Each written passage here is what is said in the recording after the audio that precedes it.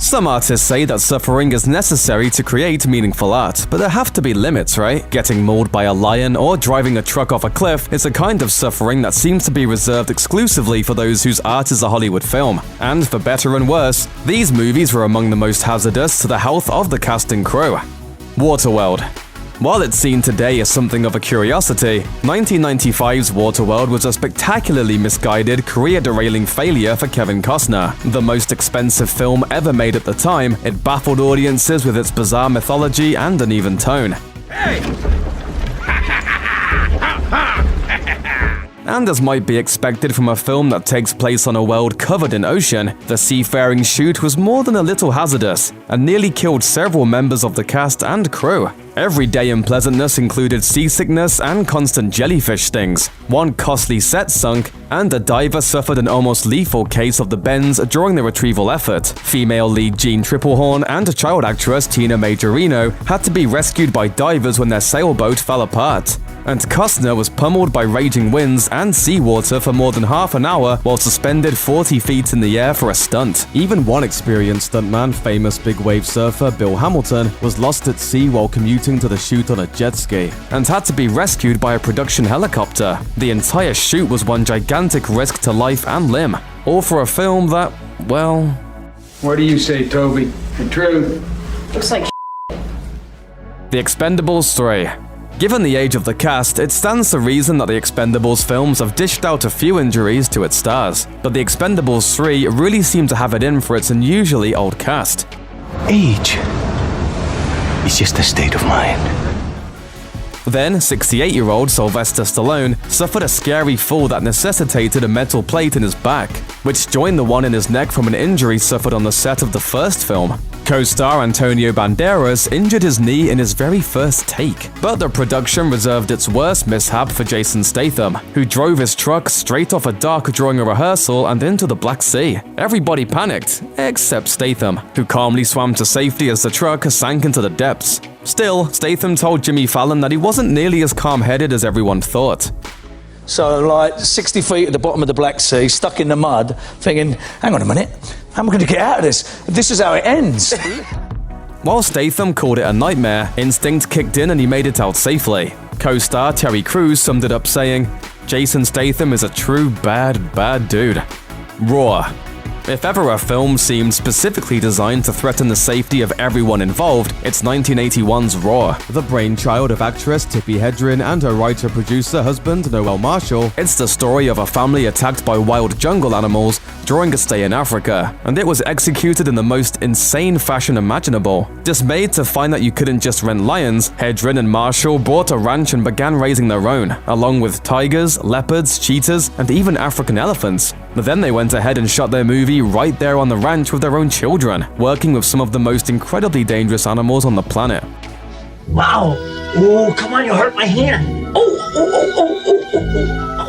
Of course, the injuries piled up. Hedren was bitten on the head by a lion, and Marshall was bit so many times he developed gangrene. Hedren's daughter, Melanie Griffith, received stitches to her face and almost lost an eye after an attack. And the cinematographer almost lost his entire scalp to a lion, an injury requiring over 200 stitches. Many of the attacks made the final cut of the film, which wasn't given any kind of North American release until 2015. Years later, Hedren estimated the number of injuries at over 100 and called Raw the most dangerous film ever made in history.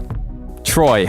The 2004 war epic Troy was one of the most expensive, lavishly staged films to ever be so indifferently received. It's mostly remembered today for the strange fate of one of its stunt performers, and for one of the most coincidental injuries in film history. During a scene with many extras, stuntman George Camilleri sustained a severe injury to his lower leg, requiring surgery. A couple weeks later, he was readmitted to the hospital and quickly passed away from a pulmonary thromboembolism, a common complication after an injury of his type. The film star Brad Pitt, cast as Achilles, also somehow managed to injure his character's namesake tendon during the shoot, causing production to be shut down for 10 weeks. Hurricane Marty also damaged some sets. But Troy overcame all these difficulties and arrived triumphantly in theaters, only to be met with a solid thump. Jumper. The 2008 sci-fi thriller Jumper didn't cause any problems until principal photography had wrapped, but when it did, it was lethal. Set dressers were tearing down exterior sets in the middle of a cold Toronto winter when a freakish mishap occurred. A huge chunk of sand and earth which was frozen to a wall came unstuck, striking 3 set dressers. 56-year-old David Ritchie didn't survive, and another man sustained serious injuries to his head and shoulders. Toronto police described it as a fluke accident, and the incident cast a pall over the highly anticipated film, which unfortunately didn't score well with anyone. Triple X. It goes without saying that Triple X was a dangerous film to make, as the story of an extreme sports badass who becomes a secret government agent. Each stunt ramps up the danger, and one spectacular stunt unfortunately cost aerial stunt coordinator Harry O'Connor his life, as director Rob Cohen recounts on the DVD commentary. Now, unfortunately right there, smacking into the bridge, breaking his neck and dying. O'Connor's stunt remained in the completed film, right up until the point in which he doesn't clear the structure. Cohen considered the stunt to be so routine that he assigned it to his second unit, and most of the cast and crew had already completed their work on the film.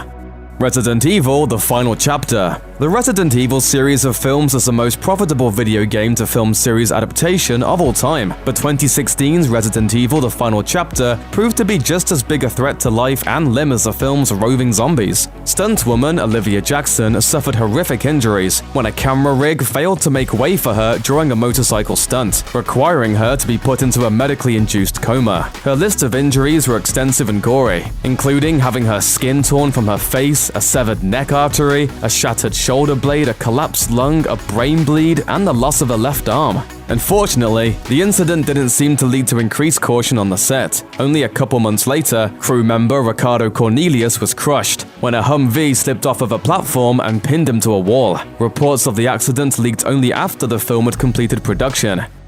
Apocalypse Now. Perhaps no film shoot was as legendarily taxing on everyone involved as Francis Ford Coppola's masterpiece Apocalypse Now. That everyone survived its filming is nothing short of a miracle. Shooting on location in Vietnam, the production was beset by tropical disease and natural disasters that wiped out entire sets. But those were the least of their problems. Coppola was running a drug-fueled, psychologically abusive madhouse that was out of control from the very beginning.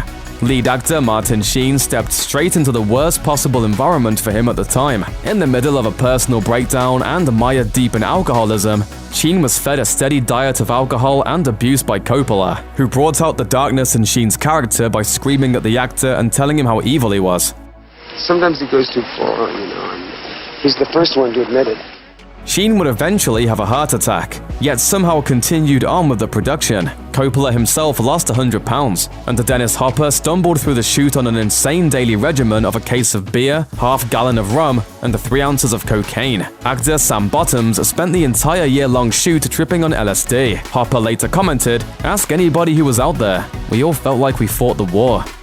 Ben-Hur.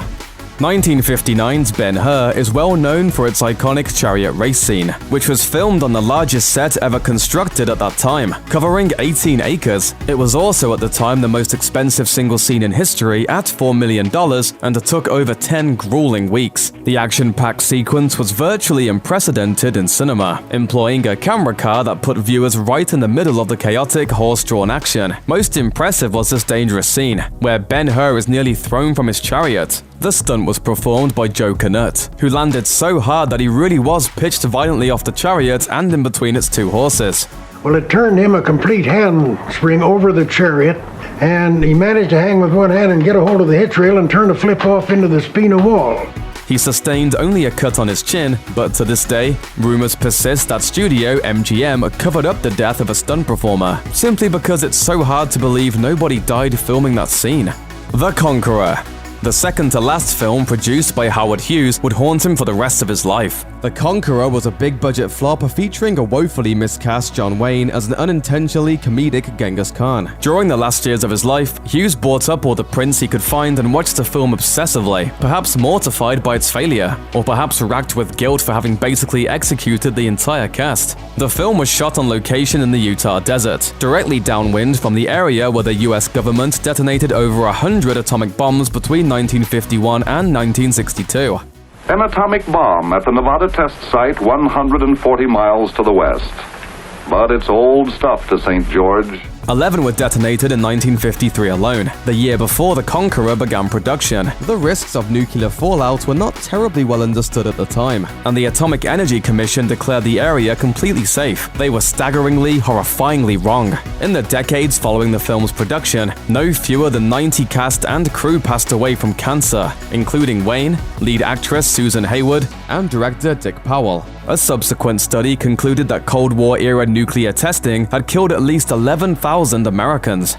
When you saw the tragedy in terms of the families, it sort of broke your heart. Since 1990, Congress has paid $2 billion to residents of the fallout area in which the Conqueror was filmed. It was one of Hollywood's biggest turkeys, it killed one of its biggest stars, and it just may have finished the job of driving Howard Hughes totally insane. Thanks for watching. Click the looper icon to subscribe to our YouTube channel. Plus, check out all this cool stuff we know you'll love too.